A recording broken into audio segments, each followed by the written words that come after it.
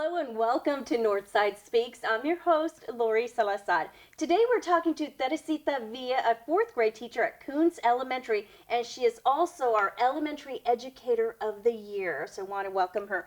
Thank you. And I should say Tess. You go by Tess, Teresita, right? Yes. All right. Now, another congratulations here for also being selected as the Region 20 Elementary Teacher of the Year. Wow, what an accomplishment and welcome. Yes, thank you so much. Yes, and it's been such a great blessing this year, not just to myself, but to my family and of course, my Kuntz family as well.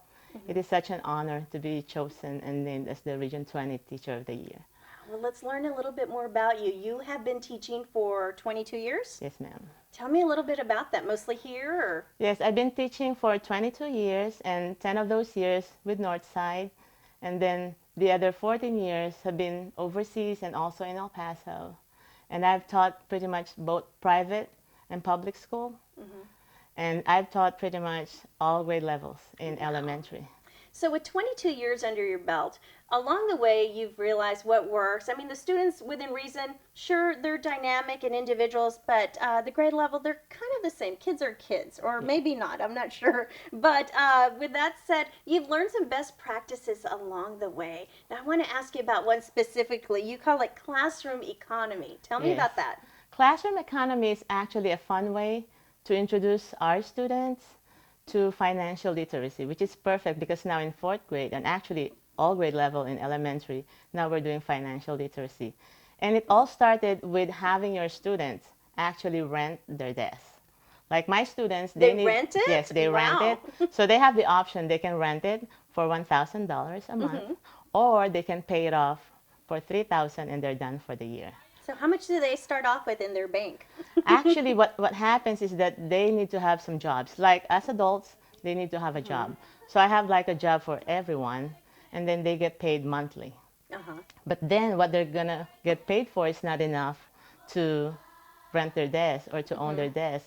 So they get extra cash bonuses by turning in their homework, by turning in their reading log and behaving in the classroom, things like that. I love it. So are these real jobs that they have within the classroom or at the school? Yes, ma'am. Oh, like I have a banker, I have a police officer, I have my technology supervisor, I have a librarian, I have a messenger.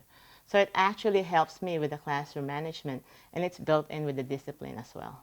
I love it. So you also have something else that's been working, Genius Hour. Tell me about that. Yeah. Genius Hour is actually originated from the Google company's 20%. That what they've done is they're giving their employees 20% of their time, working on what they're passionate about. And the way it transferred to education is now I'm giving my students at least 1 hour a week to work on things that they're really passionate about.